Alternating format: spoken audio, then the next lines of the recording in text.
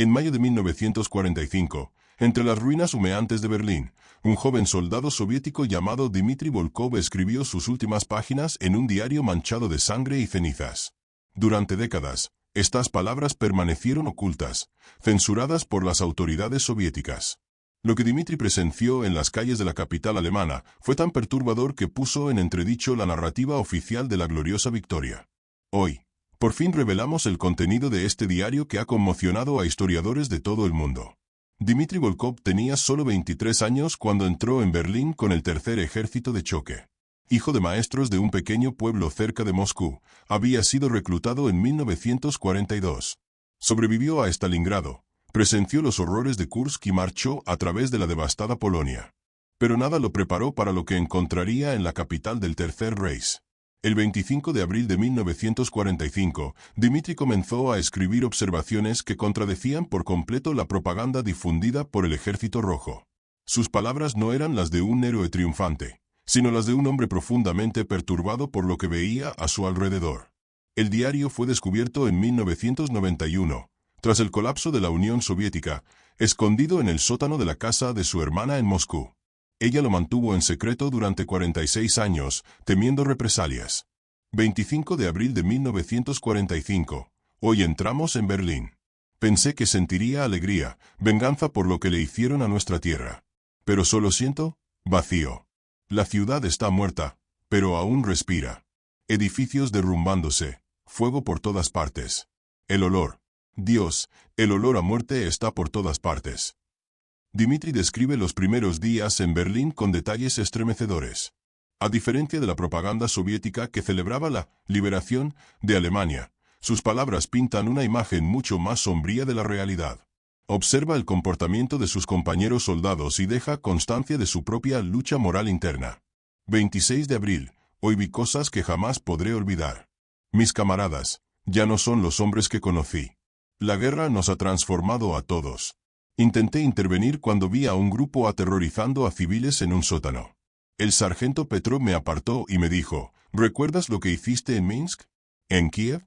Esta es nuestra justicia. Pero la gente de ese sótano no estaba en Minsk. Eran simplemente personas asustadas.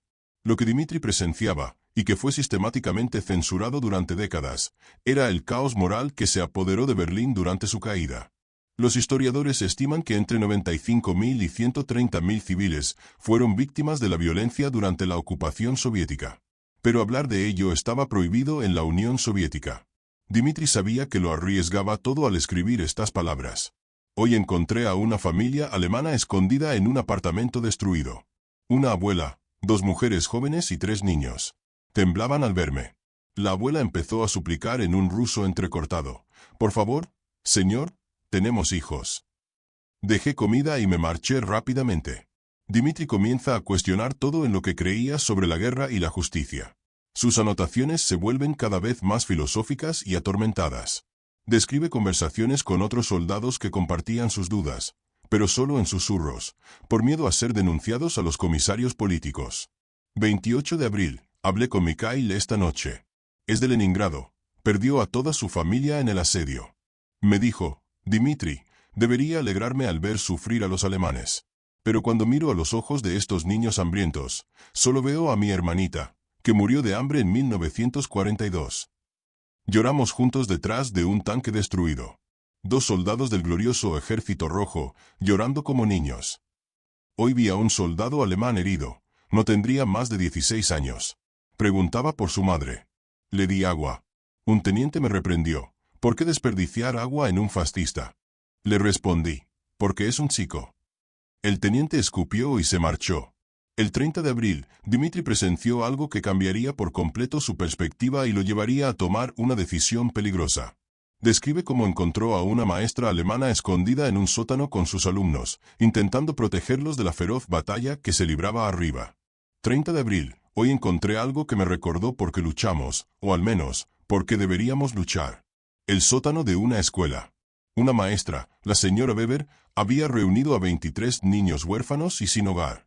Intentaba enseñarles matemáticas. Matemáticas. Mientras el mundo se desmoronaba sobre ellos. Cuando le pregunté por qué, me dijo, para que recuerden que son humanos, no animales salvajes sobreviviendo. Eso me destrozó. Allí estaba una mujer alemana, en medio del infierno, intentando preservar la humanidad y la esperanza en los niños. Mientras tanto, afuera, los hombres de ambos bandos se comportaban como demonios. ¿Quiénes eran los verdaderos humanos allí? Dejé todas mis raciones para los niños. Este encuentro marca un punto de inflexión crucial en el diario de Dmitri. Sus entradas anteriores eran observaciones inquietas pero pasivas. Ahora, comienza a actuar según su conciencia, aun sabiendo que esto podría costarle la vida. En la Unión Soviética estalinista, ayudar a los alemanes podía considerarse traición. Decidí proteger ese sótano. Les dije a los demás soldados que estaba vacío, solo escombros. Mikhail descubrió mi mentira, pero prometió guardar el secreto. Las anotaciones de Dmitri en los primeros días de mayo revelan a un hombre completamente dividido entre el deber, la supervivencia y la conciencia. Describe el brutal contraste entre la celebración oficial de la victoria y el sufrimiento que continuaba en las calles de Berlín. 2 de mayo. Hoy la guerra terminó oficialmente en Berlín. Las tropas alemanas se rindieron. Deberíamos estar celebrando, pero la violencia no ha cesado. En algunos lugares, ha empeorado. Es como si el permiso oficial para luchar se hubiera sustituido por un permiso tácito para otras brutalidades. Volví al sótano de la escuela. La señora Weber les estaba enseñando una canción a los niños. Una nana rusa que mi madre solía cantarme. ¿Cómo lo sabes?, pregunté, conmocionado. Antes de la guerra tenía una amiga rusa, respondió. Me enseñó que rusos y alemanes son personas, no monstruos. La propaganda nos mintió a todos. Me senté en el suelo de aquel sótano y lloré. Lloré por todos los años perdidos, por todas las vidas destruidas, por toda la humanidad que desechamos. Aquí Dmitri toca un tema que permaneció tabú durante décadas, la realidad de que la gente común de ambos bandos fue víctima de la propaganda y la manipulación política. Admitirlo en la Unión Soviética era imposible. El discurso oficial no permitía matices ni humanizar al enemigo. Mikhail trajo medicina que encontró para los niños enfermos en el sótano. Nos estamos convirtiendo en criminales para conservar nuestra humanidad. ¡Qué mundo tan absurdo! Las entradas de mayo muestran a Dmitri cada vez más en peligro. Un comisario político empezó a sospechar de sus actividades. Al mismo tiempo, él forma una red secreta de soldados que comparten sus sentimientos e intentan ayudar discretamente a los civiles. 5 de mayo. El comisario Sokolov me vigila. Ayer, mientras llevaba comida escondida en la mochila, me detuvo y me preguntó, «Camarada Volkov, ¿a dónde va con tanta prisa?» Mentí, diciendo que iba a buscar recuerdos para enviar a casa. Sonrió, pero fue una sonrisa fría. «Ten cuidado con los recuerdos que elijas», dijo. «Algunos podrían ser problemáticos. Tengo miedo, no mentiré en este diario. Pero no puedo abandonar a esos niños ahora. He descubierto que no soy el único. Sergei, un médico militar, está tratando a civiles en secreto. Iván, un cocinero, está desviando comida de las cocinas militares. Quizás seamos 8 o 10 soldados, intentando conservar nuestra humanidad en medio de la locura. Lo que Dmitri describe aquí es extraordinario, una silenciosa resistencia moral dentro del propio Ejército Rojo. Estos hombres, traumatizados y exhaustos por la guerra, optaron por arriesgarse a un castigo severo para ayudar a quienes oficialmente debían considerar enemigos. Esto desafía por completo la narrativa simplista de la guerra. La señora Weber me pidió que les enseñara ruso a los niños. Lo necesitarán para sobrevivir, dijo. Pasé la tarde enseñándoles palabras básicas. Una niña de 6 años, Greta, me abrazó y me dijo espasivo, «Gracias». Punto. Se me partió el corazón. El 10 de mayo, Dmitri se enfrenta a su mayor crisis moral y física. El comisario Sokolov descubre el sótano, y Dmitri debe tomar una decisión que cambiará su vida para siempre. Mi peor pesadilla se hizo realidad. Sokolov me siguió hasta el sótano. Vi en sus ojos que lo sabía todo. Así que, camarada Volkov, dijo, ¿te has convertido en simpatizante nazi? Alimentando y protegiendo al enemigo. La señora Weber se interpuso entre los niños. Intenté explicarles que solo eran huérfanos, civiles inocentes. Sokolov se rió. ¿Inocentes? Hijos de nazis que bombardearon nuestras ciudades, que mataron a millones de nuestros compatriotas. Sacó su pistola. Lo que hice después me atormenta y, a la vez, es lo único que me da paz. Me coloqué entre Sokolov y los niños. Entonces tendrás que dispararme primero, camarada comisario. Por un largo rato, pensé que iba a disparar. Vi cómo apretaba el gatillo. Luego entraron Mijail y Sergei al sótano. Después Iván. Uno a uno, 8 soldados se colocaron a mi lado, entre Sokolov y los niños. Todos en silencio, todos dispuestos a morir. Sokolov nos miró a todos. Le temblaba la mano. «Sois todos unos traidores», susurró. Pero guardó el arma. «No puedo ejecutar a 8 soldados que han sobrevivido desde Stalingrado. Pero os juro por Lenin que, si algo así llega a oídos de Moscú, iréis todos a Siberia». Se marchó y nunca volvimos a hablar del tema. Los días siguientes muestran a Dmitri asimilando lo sucedido y empezando a hacer planes para los niños y la señora Weber. Sus reflexiones sobre la naturaleza de la guerra y la humanidad se vuelven más profundas y universales. 12 de mayo, la amenaza de Sokolov se cierne sobre nosotros, pero algo extraordinario ha ocurrido. Otros. Al enterarse del refugio, los soldados comenzaron a introducir discretamente comida y suministros. No hablaban de ello, simplemente dejaban los paquetes en la entrada y se marchaban. Me di cuenta de que muchos hombres se sentían como yo, pero tenían miedo de admitirlo. La guerra nos enseñó a odiar, pero no pudo aniquilar por completo nuestra capacidad de amar. Esa es nuestra verdadera victoria sobre Hitler, no conquistar Berlín, sino negarnos a convertirnos en los monstruos que él decía que éramos. Ahora pienso mucho en mi madre. Ella me enseñó que toda persona es hija de alguien, hermana de alguien, amada por alguien. En las trincheras, intentamos olvidarlo. Tenemos que olvidarlo para poder disparar. Pero ahora, al ver a Greta y a los otros niños, lo recuerdo. Cada soldado alemán que maté era hijo de una madre como la mía. Esta verdad es insoportable, pero tengo que cargar con ella. La señora Weber me contó su historia hoy. Su marido fue ejecutado por los nazis por esconder a una familia judía en 1943. Dijeron que era un traidor a la patria, me dijo. Pero murió como un ser humano.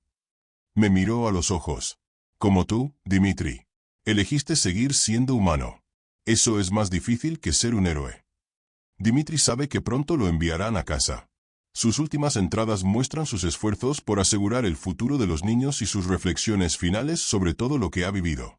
20 de mayo, recibimos órdenes. Volveremos a casa en 2 semanas. Casa. La palabra suena extraña ahora. ¿Quién soy yo para volver a casa? Ya no soy el mismo Dmitri que dejó Moscú hace 3 años. Aquel joven murió en Stalingrado.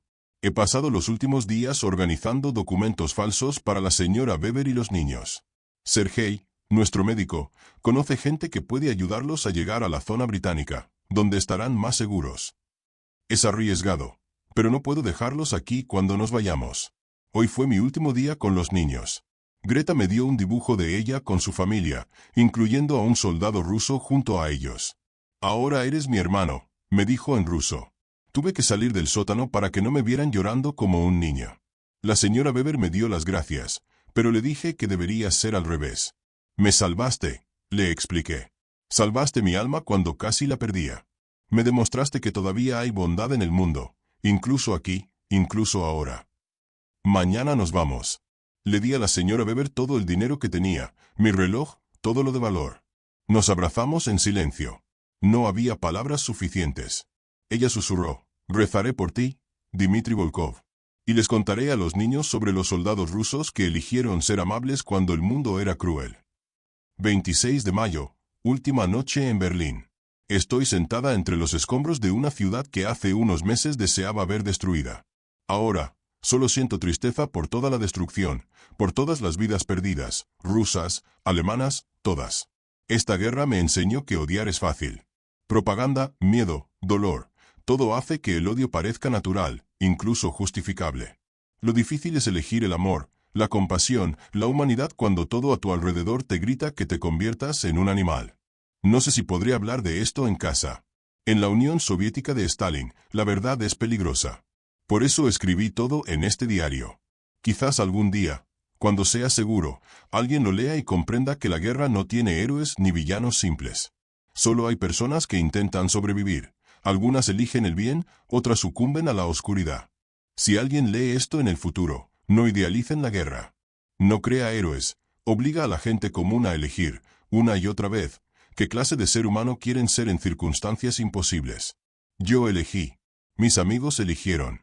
La señora Weber eligió.